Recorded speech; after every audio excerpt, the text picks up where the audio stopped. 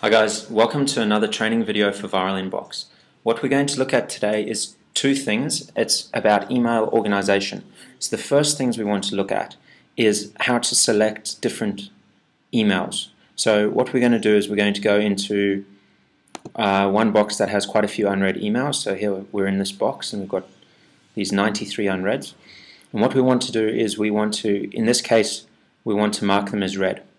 So these are the options that we have down here. You'll see at the bottom, this section is what we're looking at here, where it says select, okay? So the first button allows you to select all of the emails in the box. And now as you can see, it's selected them all, and from here you can simply go mark as read or done, do later, or unread, whatever you want to do with them. So that's the first button. You can also then trash them if you want to by clicking here. Okay, so then the next button down here is we're going to look at unread. So now this selects the 93 unread mails. Okay, and by doing this, it allows us to then mark them as read as well.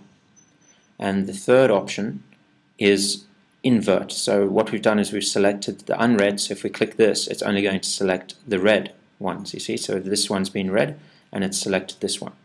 So the invert switches it around. If I click invert again, it's now going to do the exact opposite, and it's going to select the unreads again. So that's what the invert does. And then the final button is to select none. So once you've selected all, you can just click that to select none. So this select panel here gives you 4 buttons that control how you do your email. So in this case, I'm going to select unread. I'm going to go mark as read. And now it's done that. Now because it shows only 50 per page, you'll see that over here we still have 44 unreads in the box. And I don't know about you, but I'm a bit of a neat freak. I want all my approved mails to all have been read or marked as read, and obviously I do my do nows as I go. So now I want to get rid of these other 44. So our next function that we're going to look at is we're going to look at the filter.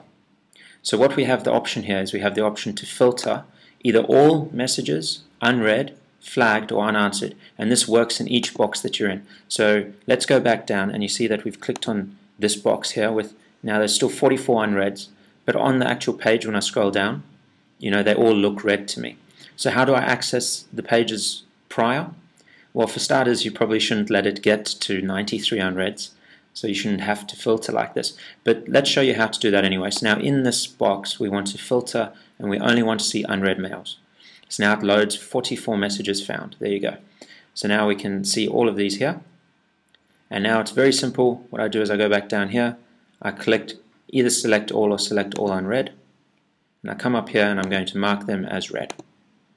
And now the box disappears from the approved list because all the mails have been read, and I can just select none again. And that's how you're going to use your select buttons and your filter. So the filter allows you to search boxes very easily for unread mails, all mails, flagged, and unanswered. Okay? So if it's unanswered, then that means it hasn't been replied. If it's flagged, that basically means you've started to do later. And you can search all. So now we've gone to all, so now it's brought up our box again. Then from here, let's have a look at the third function we want to work on. And this function is to search your mailbox. So what you have is, you see this little glass here. You can search either by subject, sender, recipient, entire message, and you can search all mailboxes, or you can search only the mailbox that you're busy searching in there. Okay? So for example, if I want to search for Colin, it tells me I've got 322 messages found mentioning Colin. Okay? But then obviously I can change this to only have my name in the subject line. And now I search again. Okay, it's still 322, so let's remove it from the subject line. And let's say as either the sender or the recipient. Okay, 179 messages have been sent either by me or to me. And I can keep changing this, you see. So if I want to see messages that I've sent, and it's come from my name, I can see that I've got 53 messages found. So that's how you're going to go through and be able to do that. Now let's say that I want to look at all messages from, for example, Frank. So then this is messages and where Frank is the sender. Okay, so that's what I want to look at. there's 76 messages here. So there you go, Frank Bauer, Frank Bauer. So I can see Frank's messages to me. So it's very easy to search. Now if I have a specific subject that I'm looking for, obviously you select subject and you just type it. So this is how you're going to use your search functions. So we've now looked at how to do filter, we've looked at how to do search, and we've looked down here at your 4 different options for selecting. Okay? So that is exactly how we're going to go through and use those functions. Thank you for taking the time to watch this short video.